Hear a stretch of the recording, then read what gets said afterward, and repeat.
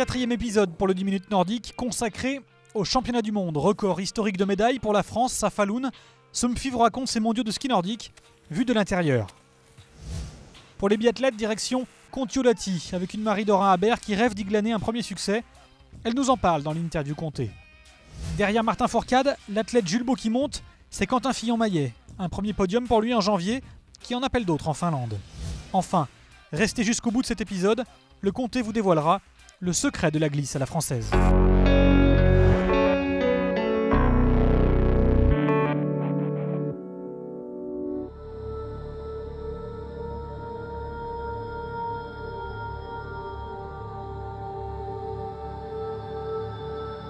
Falun, c'est dans ce coin tranquille de Suède que s'est jouée une partie de l'histoire du ski nordique français.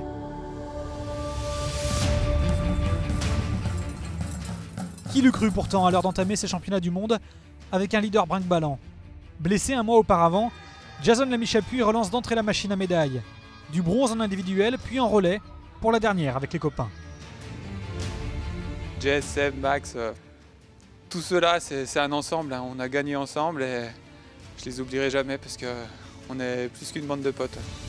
3 jours plus tard, il est pressé, Maurice Magnifica, pressé d'inscrire lui aussi son nom au palmarès. Au bout de 15 km long comme une carrière sans médaille, le Savoyard devient vice-champion du monde. Enfin, une médaille individuelle dans un grand rendez-vous. Kazasket, c'était ma course. Je l'avais coché en numéro 1 et voilà, cette médaille d'argent elle vaut de l'or pour tout le staff qui fait du super boulot. Mais c'est pas fini et voilà, il y a encore de belles choses à faire jusqu'à dimanche. La médaille de Magnifica décomplexe tout le groupe France. François Brault a toujours eu le talent pour ramener la médaille. Mais cette fois, c'est lui qui termine en leader pour glaner l'argent. Sa première breloque en solo. C'est une émotion là que j'arrive pas encore à exprimer parce que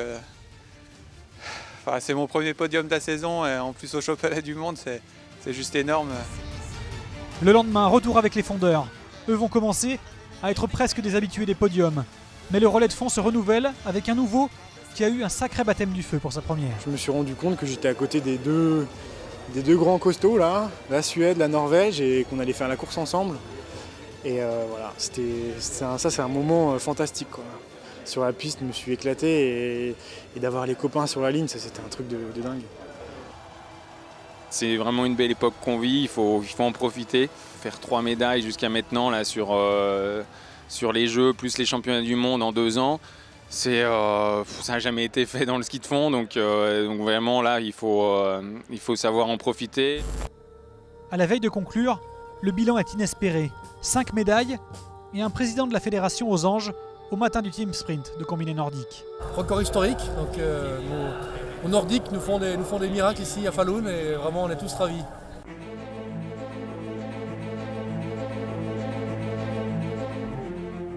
Il se trame quelque chose pour cette dernière course de combiné. Jason Lamy-Chappuis a déjà décidé que ce serait sa dernière tout court, mais personne ne le sait.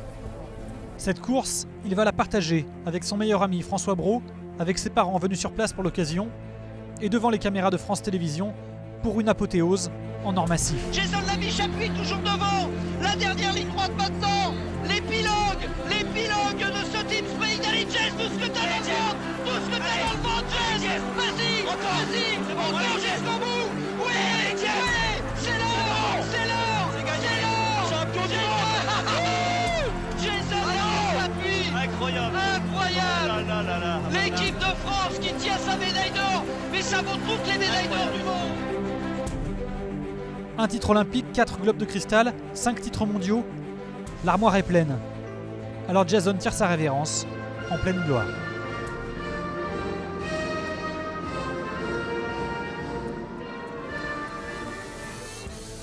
Ça fait un petit moment que je pense à l'arrêt de ma carrière, mais voilà, c'est mondiaux à Falun m'ont vraiment décidé.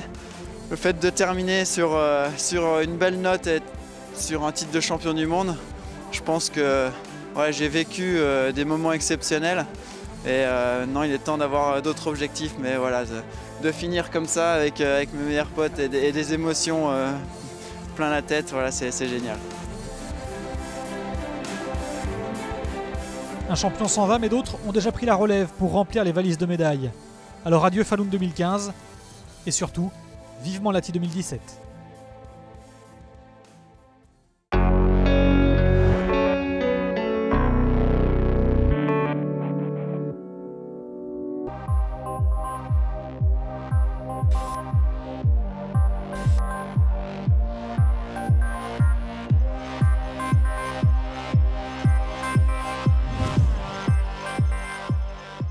Je me sens pas tellement changée et en même temps une personne différente. C'est assez bizarre finalement. Ce qui m'a surpris, c'est de pouvoir retourner au niveau aussi vite. Après, de pouvoir m'entraîner aussi vite. En fait, j'avais pas d'a priori parce que je savais pas du tout à quoi m'attendre. Moi, mon corps, il est quand même habitué à fournir cet effort, donc ça me paraît pas plus surhumain que ça en fait maintenant. Voilà. Si c'était marrant à Oslo parce qu'on est toutes les nations dans le même hôtel, que les gens me voient avec la petite, c'était rigolo parce que je pense que comme j'ai pas vraiment changé physiquement, même au niveau du ski ou n'importe quoi, bah les gens des fois ils disent en fait c'était un leurre, elle a jamais eu un bébé. Et du coup voilà, des fois de voir avec, ça permet ah oui en fait il y a bien un bébé.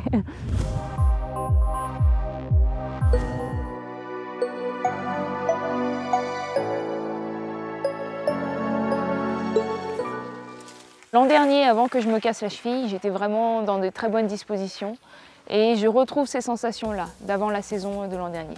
Mais je pense que j'avais beaucoup progressé l'an dernier et que je récolte aujourd'hui, enfin on va dire un peu les fruits voilà, du travail de l'année passée que j'ai pas pu exploiter sur la saison dernière.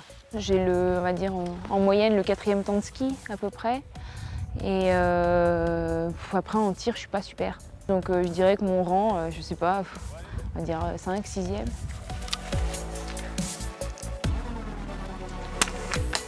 Si je mets les balles, ça peut faire des podiums, quoi, c'est sûr. Après, il faut toujours les mettre, quoi. Il y en a plein. Si tout le monde met les balles, on va dire que je suis 5e, je pense, ou 4e. Ou peut-être mieux, j'en sais rien. C'était. Mais ça fait depuis 2 ans, c'est un peu moins le cas. Il faut vraiment que je me fasse violence et peut-être que là, tout est allé trop vite. Que je suis remontée très vite en Coupe du Monde, que tout de suite j'ai eu des bons temps de ski et que du coup, faut que ça suive et des fois ça. Voilà, ça suit pas quoi. En fait, je penche généralement comme ça et la dernière, je l'envoie à gauche. C'est vrai que c'est un peu mon point faible de penser d'abord au résultat avant de penser à la manière. Et j'ai besoin de pas mal de courses ou d'un enchaînement d'entraînement important avec du stress.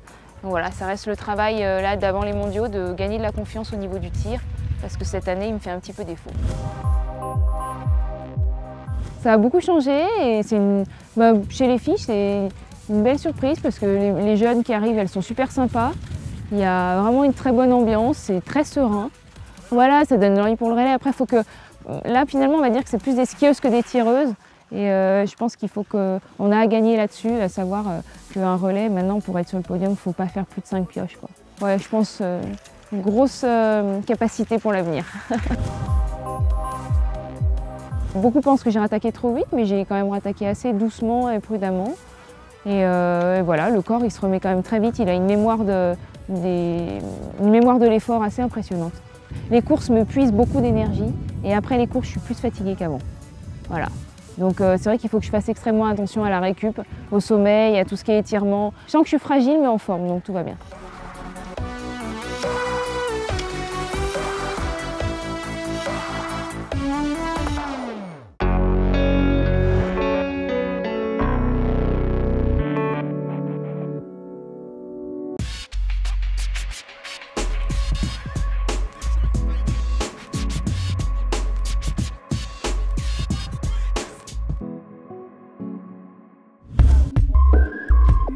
C'est un matin d'automne ordinaire, il y a 2 ans à Arson.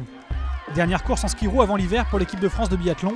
Et au milieu de tous les cadors, un junior pointe le bout de sa carabine.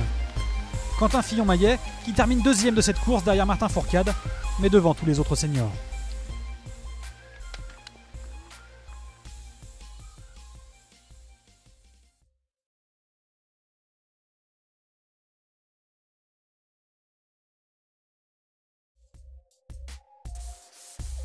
Un an plus tard, Quentin obtient une chance en Coupe du Monde et à 20 ans, montre très vite de belles promesses. Il travaille dans l'ombre, sans faire de bruit, et progresse vite, des qualités appréciables pour l'entourage. 2, 1, allez! C'est un athlète qui est discret, qui est plutôt timide. Et voilà, Quentin, il a sa personnalité à lui, il ne faut surtout pas qu'il essaie de copier quelqu'un, qu'il essaie de s'imposer. Voilà, je crois que sa place, il la trouvera tout seul, rapidement, et en étant lui-même.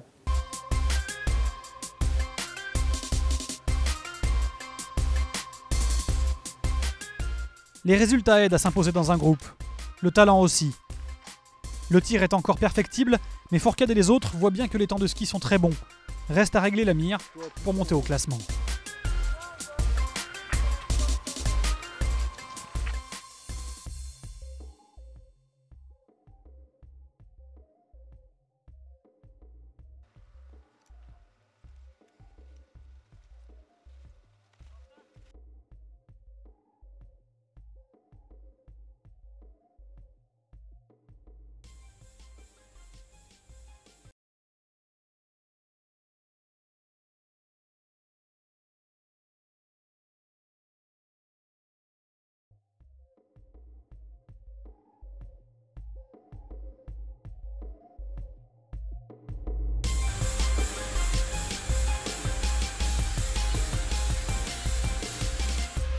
Il visait des top 15, mais c'est bien un podium qu'il est allé chercher en janvier à Ruhpolding, à une demi-spatule de la victoire. Installé dans le top 20 de la Coupe du Monde, Quentin Fillon-Maillet arrive aujourd'hui en outsider au championnat du monde.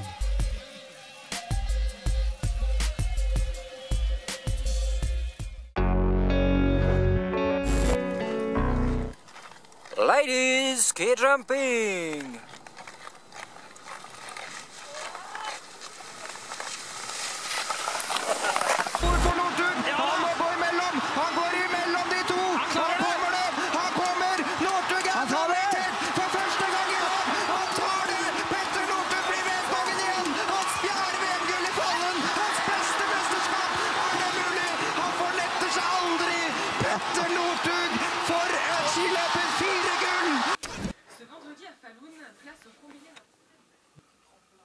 C'est quand même moins fatigant, ça permet d'être un peu chez soi aussi. Voilà, c'est sûr que en tout cas c'est des belles épreuves, des beaux athlètes et puis ça donne envie d'y être. À nous, quelle belle 5e place! Ouais, beaucoup de surprises, ouais, parce que cette année ma meilleure place c'était une 15e place. Après voilà, la porte était ouverte, je l'ai prise et je suis bien contente parce que c'est quelque chose qui restera longtemps dans ma tête.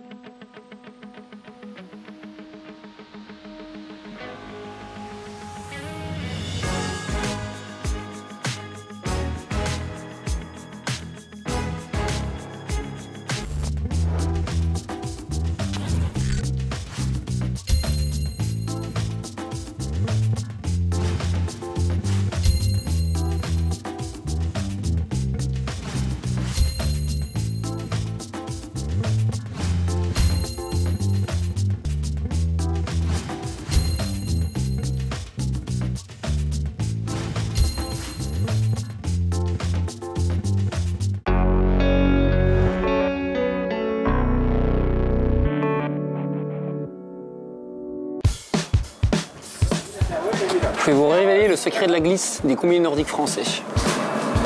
Voilà, les skis à Jason, prêts à partir pour la course sur le grand tremplin.